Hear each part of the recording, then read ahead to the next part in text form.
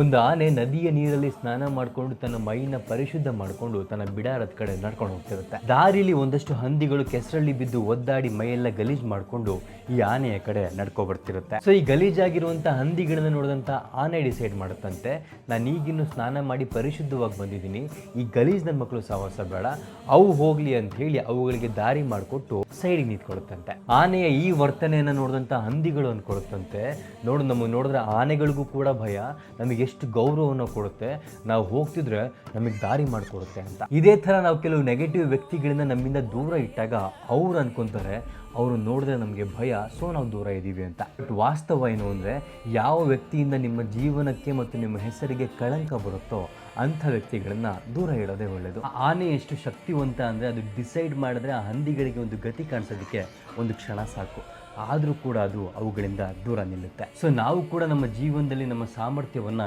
ಎಲ್ಲರ ಮುಂದೆ ತೋರಿಸ್ಬೇಕಾಗಿಲ್ಲ. ಕೆಲವೊಂದು ಸತಿ ಕೆಲವು ಟಾಕ್ಸಿಕ್ ಜನಗಳಿಂದ ದೂರ ಇರಬೇಕಾಗುತ್ತೆ, ಬಿಕಾಸ್ ಅವರಿಗಿಂತ ನಿಮ್ಮ ಜೀವನ ದೊಡ್ಡದು. ನನ್ನ ಈ ಮಾತುಗಳು ನಿಜ ಅನಿಸಿದ್ರೆ ಈ ಮಾತುಗಳನ್ನು ಯಾರು ಕೇಳಬೇಕೋ ಅವ್ರಿಗೆ ಶೇರ್ ಮಾಡಿ.